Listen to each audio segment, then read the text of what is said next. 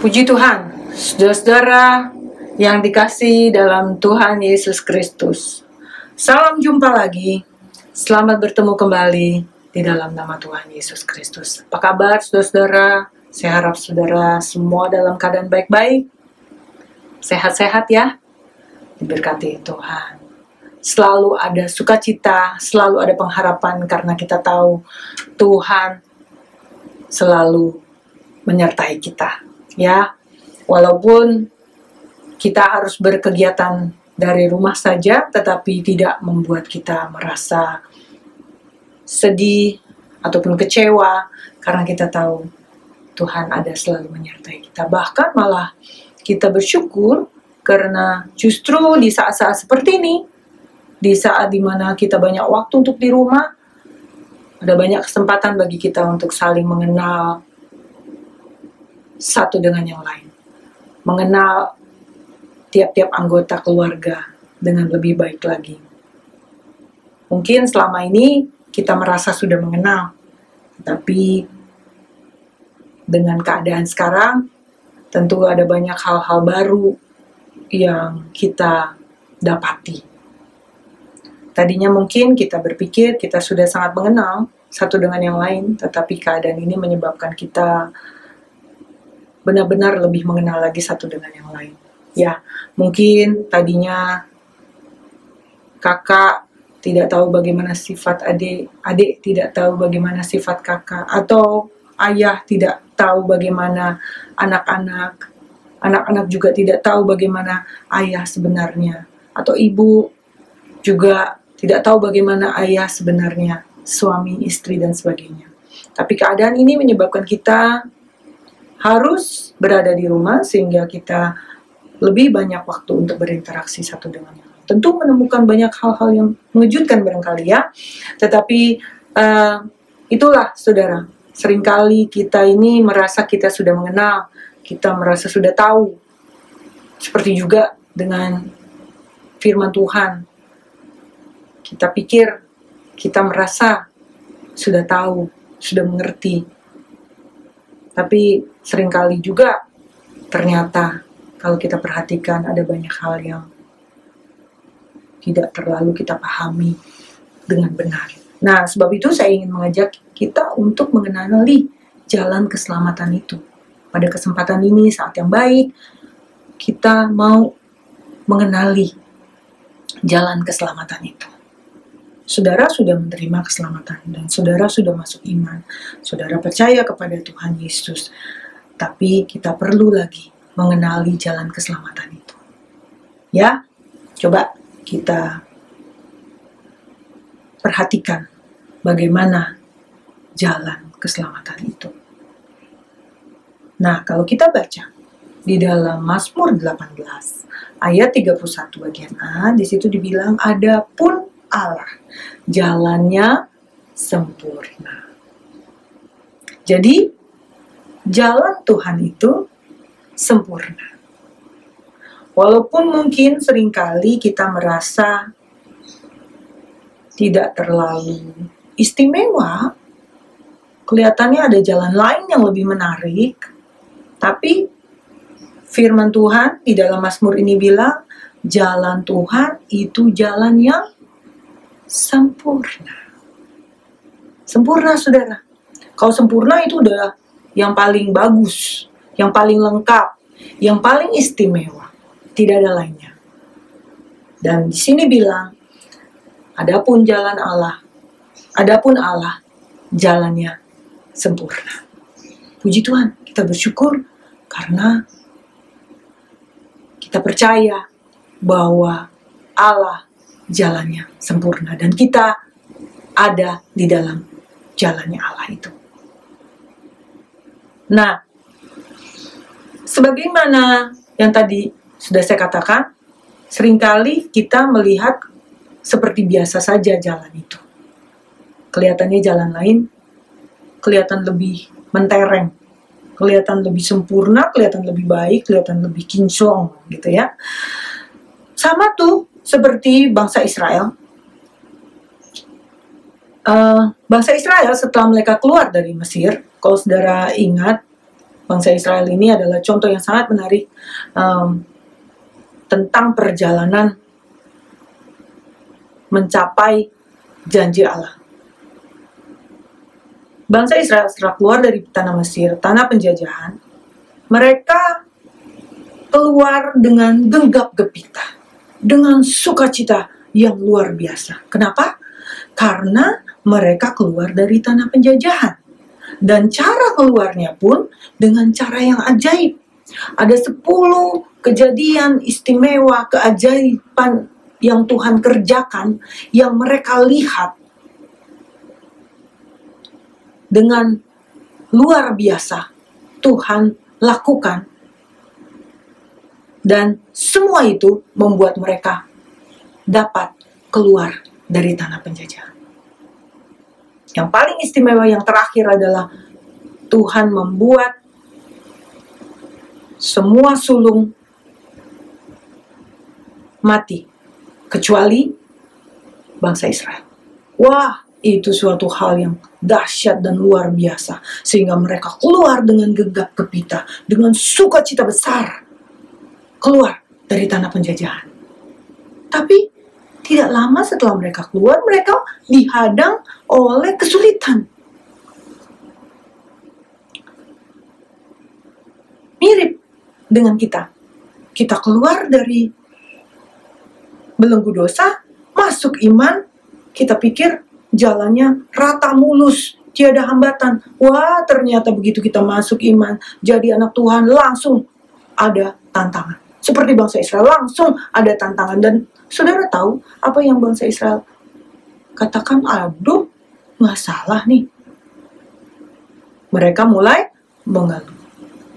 Tapi Tuhan menunjukkan penyertaannya dan Tuhan menunjukkan pertolongannya. Pertolongannya dahsyat, saudara. Belum ada kejadian yang sedemikian, yaitu di mana lautan itu terbelah sehingga mereka bisa lewat dengan leluasa, dengan mudah, tanpa harus bikin jembatan dulu, ya, tanpa harus bikin perahu dulu. Mereka bisa melewati laut yang terbelah, kering di tengahnya. Mereka bisa lewat. Itu keajaiban yang luar biasa dan belum pernah terjadi dan tidak akan pernah terjadi, saudara. Luar biasa dahsyatnya. Dan itu yang mereka alami. Tapi sebelumnya mereka merasa, aduh, kayak salah jalan nih. Wah, begitu, saudara. Seringkali kita begitu. Sama seperti bangsa Israel. Dan bangsa Israel juga mengalami. Kalau kita lihat ya, ini seperti contoh gambar kehidupan kita, saudara. Begitu mereka selesai dengan laut merah yang terbelah dan tertutup kembali dengan keajaiban, sehingga musuh-musuh mereka pun masuk ke dalam lautan itu, timbul lagi persoalan lain. Timbul lagi persoalan lain. Lapar. Makanan yang tadinya mereka bawa habis. Dan sekarang mereka menghadapi kelaparan. Mau nanam di mana di padang pasir? Mau menuai apa? Tidak ada. Tetapi Tuhan kembali dengan cara yang ajaib memberikan roti mana. Ketika mereka menghadapi persoalan yang lain, ada lagi keajaiban yang Tuhan kerjakan. Haus, Tuhan sediakan air yang manis. Ini persis seperti kita, saudara. Dalam kita menjalani kehidupan kita, menjalani jalan keselamatan yang Tuhan sudah sediakan di hadapan kita. Kita sering menghadapi sebagaimana hal yang dialami oleh bangsa Israel. Ada persoalan-persoalan yang seringkali membuat kita bertanya-tanya. Seperti bangsa Israel, aduh, jangan-jangan lebih baik kita tetap tinggal di Mesir. Di Mesir ada tuh makanan, walaupun dijajah. Di Mesir kita bisa makan daging, kita bisa hidup lebih jelas, lebih tidak terkatung-katung begitu. Jangan-jangan salah jalan nih, jangan-jangan salah nih apa yang kita lewati. Kok kok jalan Tuhan seperti ini? Apa iya ini jalan Tuhan? Bukankah seringkali kita juga sama seperti bangsa Mesir yang mempertanyakan apakah kita ada di dalam jalan yang benar di dalam Tuhan Yesus. Kita lalu membandingkan kehidupan kita dengan kehidupan sebelum kita mengenal Tuhan. Kita lalu merasa, oh, lebih baik tinggal di Mesir. Oh, lebih baik tinggal di dalam penjajahan dosa. Kok pilih mengikut jalan Tuhan tidak menjadi lebih baik, malah rasanya kok kayak salah begitu ya? Nah, apa iya? Apa benar jalan Tuhan itu salah? Apa benar Tuhan itu jahat? Kita kok dibawa kepada gurun. Bangsa Mesir bilang, aduh, kenapa kita dibawa ke sini? Ngapain susah-susah cuma mau dibawa mati di padang gurun? Tapi, apakah benar begitu? Kalau kita baca. Apakah benar Tuhan itu jahat? Kalau kita baca di dalam Mazmur 25 ayat 8, di situ dibilang Tuhan itu baik dan benar. Sebab itu ia menunjukkan jalannya kepada orang sesat. Saudara, Tuhan itu baik. Tuhan itu baik dan benar. Sebab itu dia menunjukkan jalannya. Dia tidak menyembunyikan jalannya. Kepada siapa dia menunjukkan jalannya? Kalau kita baca yang bagian bawahnya dari ayat 25, dari pasal 25 ayat 8, Mazmur, di situ dibilang kepada orang sesat. Jadi kepada orang sesat, Tuhan menunjukkan jalannya. Kepada manusia yang ada di dalam kesesatan, sebab semua manusia itu seperti domba yang sesat, saudara, yang tidak tahu jalan kemana yang harus dia lalui. Nah, firman Tuhan ini bilang, Tuhan menunjukkan jalannya kepada yang sesat. Artinya, Tuhan menunjukkan jalannya kepada semua orang, kepada kita semua. Dia menunjukkan, dia tidak menyembunyikan, tidak diumpetin, tidak dirahasiakan. Tapi dia menunjukkan jalannya kepada kita semua. Orang-orang yang sesat. Begitu besar kasih Tuhan kepada kita. Jadi Tuhan itu baik, saudara. Dia penuh dengan kasih. Dia ingin kita menikmati melalui jalan yang penuh dengan keberkatan. Jalan selamat itu. Dia mau menunjukkan. Dia bukan mau merahasiakan. Dia bukan mau mempersulit. Dia bukan mau main tebak-tebakan sama kita. Bukan, saudara. Tapi dia mau menunjukkan. Itu sebabnya dia memberikan firman-Nya. Nah, kepada siapa lagi dia mau menunjukkan?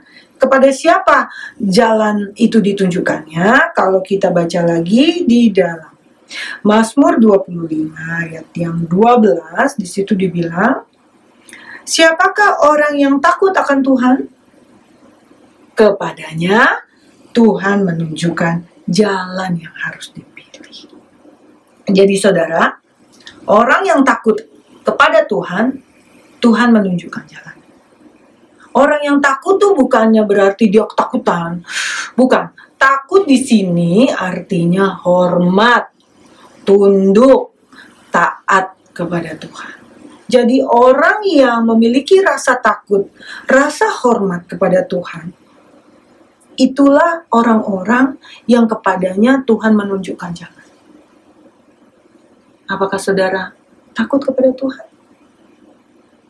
Puji Tuhan. Itu artinya kita ditunjukkan jalannya. Tuhan tidak akan merahasiakan jalannya. Dia mau agar kita tahu jalan yang harus kita tempuh. Dia tidak merahasiakannya. Dia memberikan jalan itu kepada saudara. Nah, sesungguhnya jalannya itu seperti apa sih? Nah, kalau kita baca di dalam Yeremia 21 ayat 8 bagian B,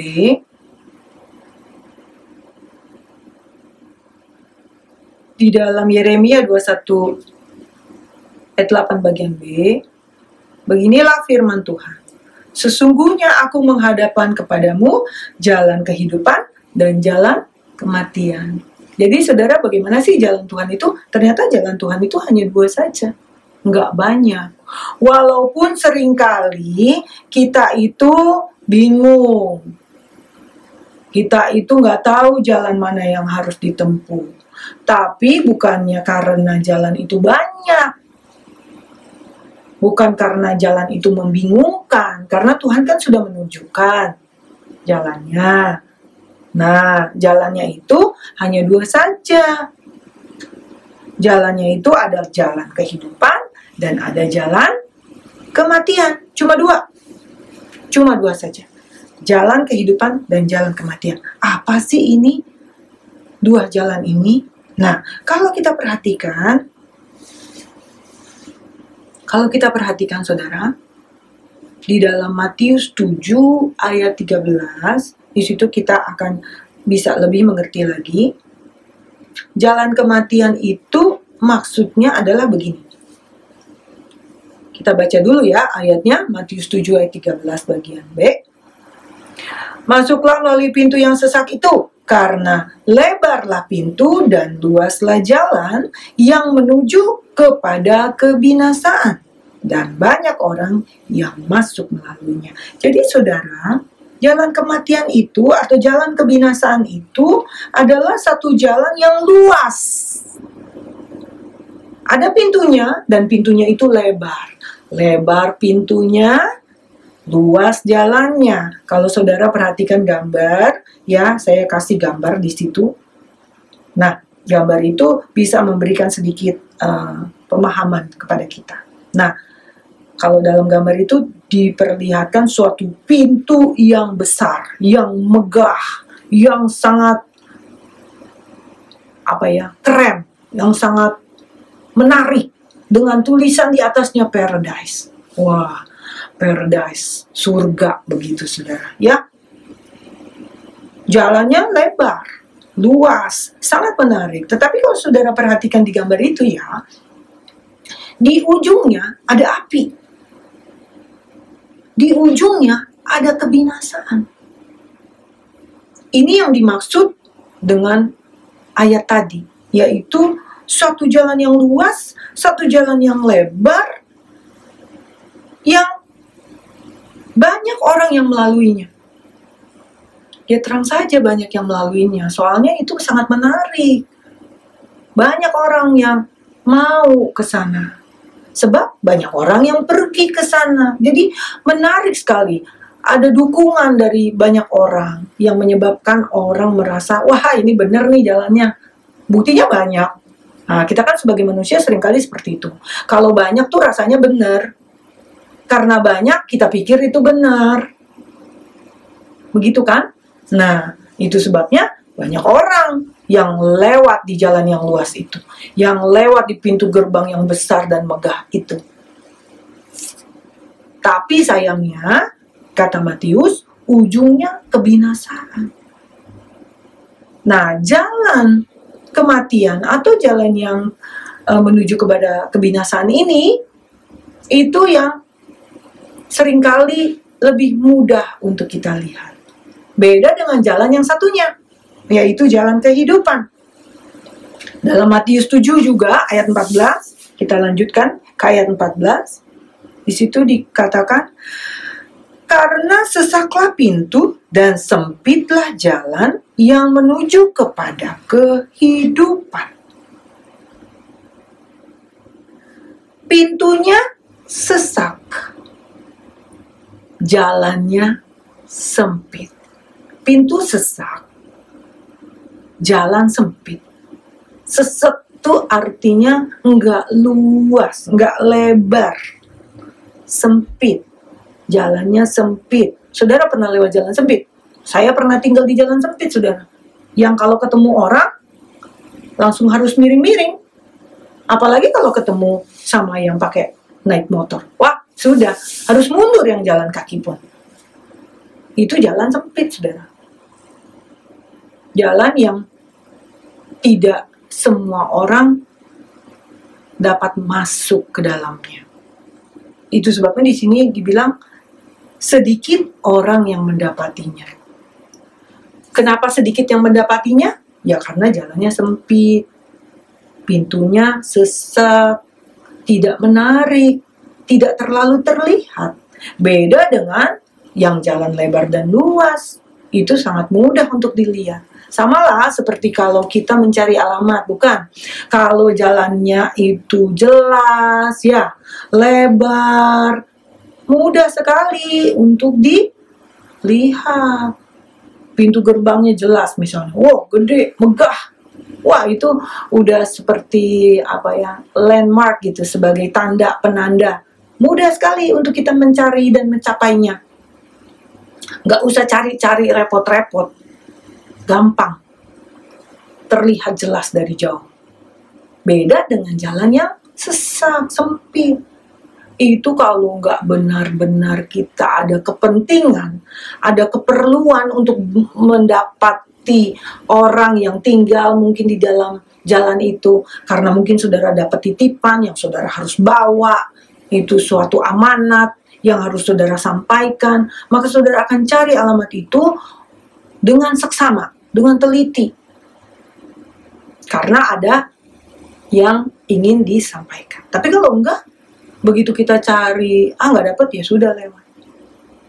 Ya saudara, jadi yang saya mau katakan di sini adalah ciri-ciri dari dua jalan itu tadi kita sudah tahu ya, ada jalannya itu sesak, ada yang pintunya sesak, ada yang pintunya lebar, luas, ada yang jalannya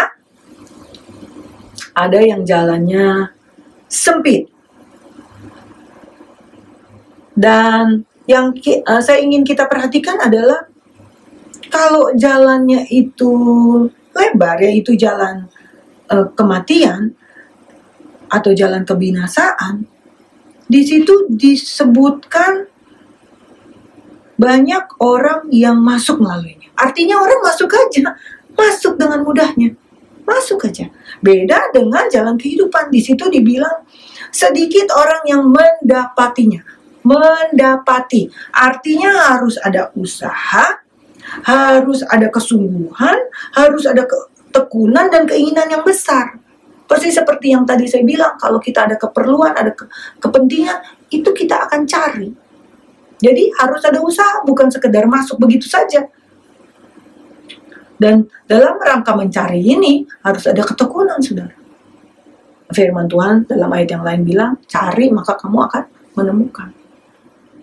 Usaha kamu akan menemukan. Jadi jalan ini memang bukan jalan yang mudah, jalan yang sukar. Sedikit orang aja yang mendapatinya. Tapi kalau saudara perhatikan di dalam gambar, di situ walaupun ada bukit penderitaan, ada salib Golgota, tapi di baliknya itu, di ujungnya adalah kehidupan kekal. Memang jalannya sesak, sempit, tidak banyak orang yang mendapatinya, nggak sembarang orang yang bisa ketemu, hanya orang-orang yang bersungguh-sungguh akan mendapatinya, tapi di ujungnya adalah kehidupan yang kekal. Bukankah itu yang lebih mulia dan lebih indah? Walaupun memang tidak mudah, tetapi saya rasa tidak ada satu di antara kita yang tidak mau. Nah, ada nasihat yang baik sekali. Kalau kita perhatikan di Matius 7 tadi, ayat 13 yang bagian A. Di situ dibilang, masuklah melalui pintu yang sesak itu. Walaupun sukar, tidak banyak orang yang mendapatinya, tidak populer, tidak megah, tidak indah. Bahkan mungkin seringkali orang tuh kalau udah lewatin jalan itu kelewatan. Karena sempit dan tidak terlalu menyolok begitu. Jadi seringkali kita sudah lewat, kita tidak menemukannya. persis seperti jalan kehidupan. Seringkali kita sudah lewat, kita rasa itu nggak benar, ini kita lewatin. Padahal jalan itu jalannya. Itu jalannya, sudah benar, itu jalannya. Tuhan sudah tunjukkan. Tapi seringkali kita merasa, salah kali ini. Apa iya? Masa kayak gini? Masa demikian adanya? Harusnya kan ya lebih baik dong. Tapi ternyata nasihatnya adalah juga masuklah melalui pintu sesak itu, masuk saudara. Jangan salah, jangan pilih yang megah-megah, jangan terpengaruh dengan kalau banyak, kalau sedikit ini kayaknya salah. Enggak, saudara, masuk melalui jalan itu, walaupun sempit, walaupun pintunya sesak, tapi kita dianjurkan untuk melewatinya. Karena itu ujungnya adalah kehidupan. Jadi saudara, Tuhan itu baik luar biasa. Dia sudah melepaskan kita dari belenggu dosa, dan dia sudah tunjukkan jalannya kepada kita orang-orang yang sesat ini. Dia memberikan jalan itu, dia tidak merahasiakannya. Hanya ada 2 jalan, gak ada banyak saudara. Pilihlah yang sesak itu. Karena di situ ujungnya adalah kehidupan. Dan kalau kita baca saudara, di dalam Yohanes 14 ayat 6, di situ dibilang, Akulah jalan dan kebenaran dan hidup. Makanya masuklah melalui jalan itu. Walaupun jalan itu sempit, walaupun jalan itu sesak. Kenapa saudara? Karena sesungguhnya jalan itu adalah Yesus. Jalan itulah yang jalan kebenaran. Jalan itulah yang ujungnya adalah kehidupan. Puji Tuhan. Tuhan itu baik sekali. Dia menyediakan jalannya, dia menunjukkan jalannya kepada kita, dia memberikan dirinya, menyatakan dirinya bahwa dialah jalan keselamatan itu. Dialah jalan kehidupan itu. Apakah saudara hari-hari ini mencari jalan itu? Jalan kehidupan itu. Tuhanlah jalan. Yesuslah jalan. Yesuslah kebenaran. Yesuslah kehidupan itu. Temuilah dia. Masuklah melalui jalan itu. Jangan lewatkan saudara. Sebab dia sudah datang kepada kita memberikan jalan itu. Masuklah melalui jalan itu. Biarlah kita terima dia sebagai jalan itu. Terima dia sebagai